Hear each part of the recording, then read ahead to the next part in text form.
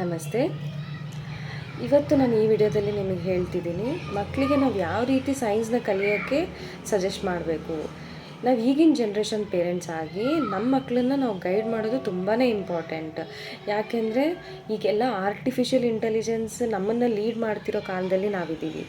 ಏನೇ ಕ್ವೆಶನ್ ಇದ್ದರೂ ಕೂಡ ಒಂದು ಚಾರ್ಟ್ ಮಾಡಿದರೆ ChatGPTಲಿ ನಮಗೆಲ್ಲದಕ್ಕೂ ಸೊಲ್ಯೂಷನ್ ಸಿಕ್ಬಿಡುತ್ತೆ. ಈ ಥರ ಜನ್ರೇಷನಲ್ಲಿ ನಾವಿರೋವಾಗ ನಮ್ಮ ಮಕ್ಕಳಿಗೆ ಅದೇ ಓಲ್ಡ್ ಟ್ರೆಡಿಷ್ನಲ್ ಮೆಥಡಲ್ಲಿ ನೀವು ಓದಿ ಪ್ರಾಕ್ಟೀಸ್ ಮಾಡಿ ಅಂತ ಹೇಳೋದು ಎಷ್ಟು ಸರಿ? ಫಾರ್ ಎಕ್ಸಾಂಪಲ್, ಸೈನ್ಸ್ ಅಂತ ಬಂದಾಗ ಅದನ್ನು ಯಾವುದೇ ಒಂದು ವಿಷಯ ನಮ್ಮ ಎದುರುಗಡೆ ನಡೀತಿದೆ ಅಂದರೆ ಅದ್ರ ಹಿಂದೆ ಇರೋ ಲಾಜಿಕ್ನ ತಿಳ್ಕೊಳ್ಳೋದು ತುಂಬ ಇಂಪಾರ್ಟೆಂಟ್ ಆಗುತ್ತೆ. ನಾವು ನಮ್ಮ ಮಕ್ಳಿಗೆ ಕೂಡ ಅದನ್ನೇ ಹೇಳ್ಕೊಡ್ಬೇಕು. ಆ್ಯಕ್ಚುಲಿ ನೀವು ಏನೇ ಓದೋಕ್ಕೆ ಮುಂಚೆ, ಕಲಿಯೋಕ್ಕೆ ಮುಂಚೆ ಅದು ಏನಾಯಿತು, ಅದ್ರ ಹಿಂದಿರೋ ಲಾಜಿಕ್ ಏನು ಅನ್ನೋದನ್ನು ನಾವು ನಮ್ಮ ಮಕ್ಕಳಿಗೆ ಅರ್ಥ ಮಾಡಿಸ್ಬೇಕು. ಈಗ ಫಾರ್ ಎಕ್ಸಾಂಪಲ್ ನಾನು ಆ ಥರದೊಂದು ಸಿಂಪಲ್ ಲಾಜಿಕ್ನ ನಿಮಗೆ ಹೇಳ್ತೀನಿ.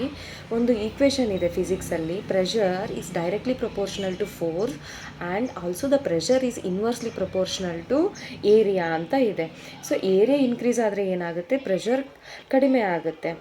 ಏರಿಯಾ ಡಿಕ್ರೀಸ್ ಆದಾಗ ಏನಾಗುತ್ತೆ? ಪ್ರೆಷರ್ ಇನ್ಕ್ರೀಸ್ ಆಗುತ್ತೆ. ಅದೇ ರೀತಿ ಫೋರ್ಸ್ ಇನ್ಕ್ರೀಸ್ ಆದರೆ ಪ್ರೆಷರ್ ಇನ್ಕ್ರೀಸ್ ಆಗುತ್ತೆ, ಫೋರ್ಸ್ ಡಿಕ್ರೀಸ್ ಆದರೆ ಪ್ರೆಷರ್ ಡಿಕ್ರೀಸ್ ಆಗುತ್ತೆ.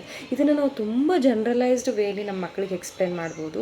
ಹೇಗೆ ಮಾಡ್ಬೋದು ಅಂದರೆ, ಫಾರ್ ಎಕ್ಸಾಂಪಲ್ ಈಗ ಏನೋ ಒಂದು ಟಾಸ್ಕ್ ಮಾಡಬೇಕಾಗಿರುತ್ತೆ, ಅದನ್ನು ಎಲ್ಲರಿಗೂ ಡಿಸ್ಟ್ರಿಬ್ಯೂಟ್ ಮಾಡೋದ್ರಿಂದ ಏನಾಗುತ್ತೆ? ನಮ್ಮ ಮೇಲಿರೋ ಪ್ರೆಷರ್ ನಮಗೆ ಕಡಿಮೆ ಆಗುತ್ತೆ. ಅದೇ ರೀತಿ ಅದನ್ನು ಒಬ್ಬರೇ ಮಾಡಬೇಕು ಅಂತ ಹೋದರೆ ಪ್ರೆಷರ್ ಜಾಸ್ತಿ ಆಗುತ್ತೆ. ಅದೇ ರೀತಿ ಏರಿಯಾ ಇನ್ಕ್ರೀಸ್ ಆದಾಗ ಏನಾಗುತ್ತೆ? ಪ್ರೆಷರ್ ಕಡಿಮೆ ಆಗುತ್ತೆ. ಏರಿಯಾ ಡಿಕ್ರೀಸ್ ಆದಾಗ ಏನಾಗುತ್ತೆ? ಪ್ರೆಷರ್ ಇನ್ಕ್ರೀಸ್ ಆಗುತ್ತೆ.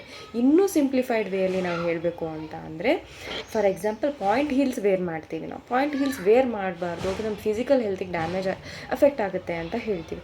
ಯಾಕೆ ಅಂದರೆ ನಮ್ಮದು ಹೋಲ್ ಬಾಡಿ ಪ್ರೆಷರು ಆ ಒಂದು ಪಾಯಿಂಟ್ ಸ್ಮಾಲ್ ಏರಿಯಾ ಮೇಲೆ ಬೀಳೋದ್ರಿಂದ ನಮ್ಮ ಫಿಸಿಕಲ್ ಹೆಲ್ತಿಗೆ ಅದು ಡ್ಯಾಮೇಜ್ ಅಂತ ಹೇಳ್ತೀವಿ ನಾವು. ಅದೇ ನಾರ್ಮಲ್ ಸ್ಲಿಪ್ಪರ್ಸ್ ವೇರ್ ಮಾಡೋದ್ರಿಂದ ಏನಾಗುತ್ತೆ? ಏರಿಯಾ, ನಮ್ಮದು ಬಾಡಿ ವೇಟ್ ಏನಿರುತ್ತೆ ಅದು ಸರ್ಟೆನ್ ಏರಿಯಾಗೆ, ಜಾಸ್ತಿ ಏರಿಯಾಗೆ ಡಿಸ್ಕ್ಲೋಸ್ ಆಗೋದ್ರಿಂದ ನಾವು ಏನು ಹೇಳ್ತೀವಿ, ಅದು ನಮಗೆ ಇಂಪ್ಯಾಕ್ಟ್ ಆಗಲ್ಲ ಅಂತ ಹೇಳ್ತೀವಿ. ಈ ರೀತಿ ನಾವು ಸೈನ್ಸ್ನ ಮಕ್ಕಳಿಗೆ ತುಂಬ ಜನರಲೈಸ್ಡ್ ವೇಲಿ ಹಾಗೆಯೇ ಪ್ರಾಕ್ಟಿಕಲ್ ಆಗಿ ಅದರಿಂದಿರೋ ಲಾಜಿಕ್ನ ನಾವು ಎಕ್ಸ್ಪ್ಲೇನ್ ಮಾಡ್ತಾ ಹೋದರೆ ನಮ್ಮ ಮಕ್ಕಳು ಸೈನ್ಸ್ನ ತುಂಬ ಚೆನ್ನಾಗಿ ಕಲಿತಾರೆ ಅಂತ ನಾನು ಹೇಳೋಕ್ಕೆ ಇಷ್ಟಪಡ್ತಿದ್ದೀನಿ. ಧನ್ಯವಾದ.